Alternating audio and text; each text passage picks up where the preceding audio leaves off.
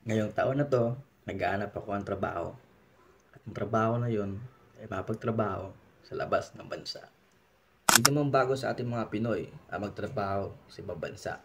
Halos lahat naman siguro ng mga Pinoy is OFW dahil daw mas malaki daw ang sahod doon kaysa dito sa bansa natin. Lumipas ang mga ilang araw at buwan sa paghahanap ko at pag-a-apply ko ng trabaho sa ibang bansa hanggang sa dumating ang buwan ng Mayo at naka-receive ako ng trabaho. At ang trabahong ito ay isang waiter sa isang 4-star hotel sa bansang Bahrain.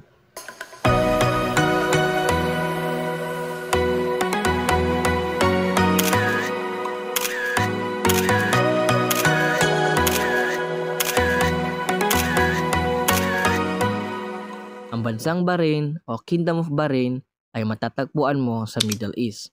Isa ito sa mga pinakamaliit na bansa sa buong mundo. At ang mga katabi nitong bansa ay ang Qatar, Saudi Arabia, Iraq at Dubai. Maganda daw ang bansang ito. At meron din silang mga ilang tourist spot dito sa bansang Bahrain. Tulad ng mga mosque nila, yung museum, at yung nag-iisang puno sa desyerto na kung tuwagin nila Tree of Life. Kaya nung nalaman ko na dito ako magtatrabaho, tanong na ako kung anong mga proseso na gagawin ko bago ako makatungtong sa bansang ito.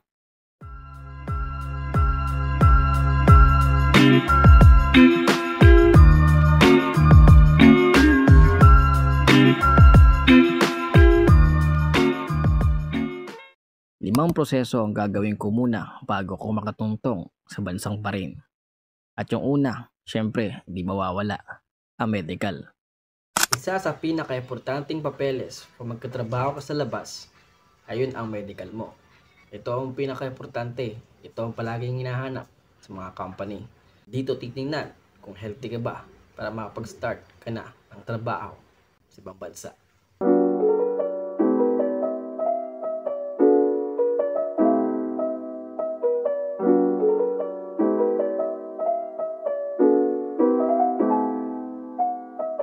Pumunta na agad ako sa clinic para yun na nga, magpa-medical. Pagdating ko dito, nagbayad agad ako ng medical fee ko. At dito na nagsimula ang lahat.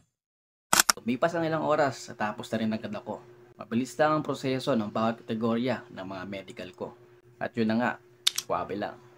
Pagkatapos nun, pinasa ko na agad ang mga papeles ko sa front desk ng clinic. At ang huling sinabi nila sa akin ay, tatawagan ka na lang or i-email ka lang namin kung nakapasa ka.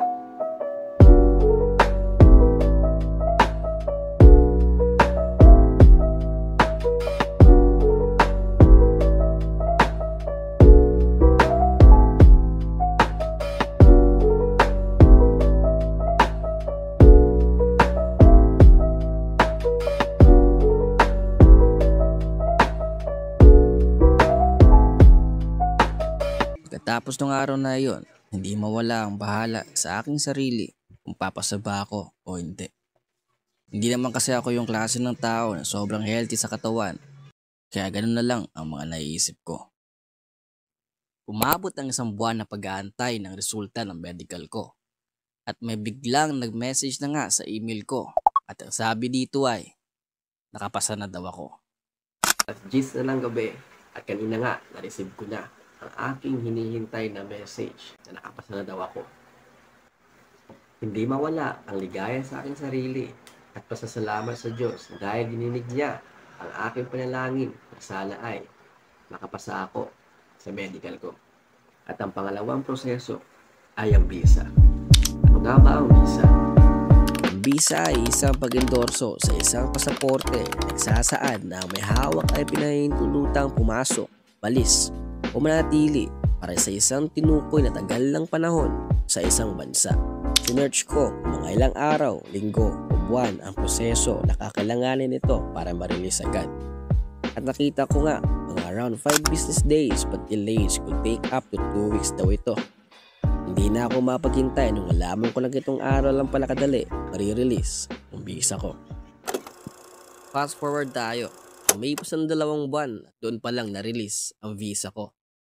Oo, 2 buwan. Alam ko na matagal pero worth it naman ang paghihintay. Pagka-release ng visa ko, nagawa agad sa akin ang PEOS ko. Ang PEOS o Pre-Employment Orientation Seminar ay isang pangkalahatang pampublikong kampanya na pagtataguyod ng impormasyon na naglalayong ipaalam sa mga tao ang tungkol sa mga katotohanan ng migrasyon sa ibang bansa. Pumunta agad ako sa website ng PEOS dahil online registration lang ito at dito na rin ako nag-orientation. Libre lang ito at wala kang ilalabas na pera. Mabilis lang ang orientation at meron ka ding mga iilang kasagutan dito. Lumipas sa mga ilang oras tapos na rin agad ako at nakuha ko na rin agad ang PEOS certificate ko. Pagkatapos na ito, pinaprint ko na agad dahil isa ito sa mga pinaka-importanting papeles na dadaling ko.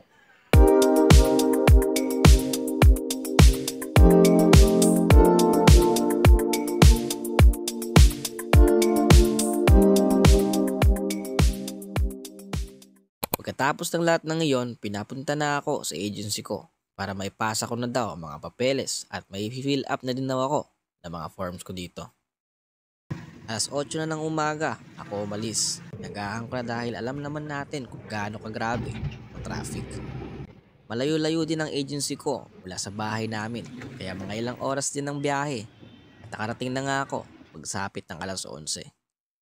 Pagdating ko dito, pumasok agad ako at nagpasis na rin kung saan ko ipapasa ang papeles at maka-fill up ng forms ko. Pagkatapos kong ipasa at ma-fill up ang lahat ng kailangan, pinauwi nila agad ako at ang huling sabi nila sa akin ay, i-update ka na lang namin. After 3 weeks, nakareceive na ako ng update sa agency ko. At ang susunod ko doon na gagawin ay ang PIDOS. Ang PIDOS o Pre-Departure Orientation Seminar ay isang programang pang-edukasyon para sa mga Overseas Filipino Workers o OFWs na umaalis sa Pilipinas. Ang programa ay inaatasan ng gobyerno ng Pilipinas na bigyan ng mga OFW ng mga kasanayan at kaalaman na kailangan nila upang manirahan sa ibang bansa. Ang PIDOS ay sa online lang din gaganapin sa pamamagitan ng Zoom meeting. Sa orientation na ito ay dito malaman lahat ng mga kailangan namin gawin before kami makaalis o makatungtong sa destinasyon namin. Alas 7 ng umaga ang schedule ko, kaya gumising ako ng maaga para mag-ayos at para hindi ako antukin sa orientation. Pagkatapos ng orientation, agad kong in-update ang agency ko at tapos na ako sa PIDOS ko. At mga ilang oras lang at nag-reply na sila sa akin. Ito ang ilang sinabi. Hindi ako makapaniwala na nasa ticket na lang ang iniintay ko. At mas hindi ako makapaniwala na after 1 day lang, nakabook na sila ng ticket para sa akin. Hindi talaga madali ang buhay, lalo na sa mga problema na hinaharap natin. Ilang buwan akong nag-overthink at naghintay kailan ba ako nakalis. Pero yun na nga, nandito na ako. Sobrang pasalamat ko sa Diyos na hindi niya ako pinabayaan at ginaid niya ako sa journey kong ito. Sabi nga nila, lahat naman tayo dumadaan sa problema. Kung dapat dumaan ka lang, huwag kang tumambay.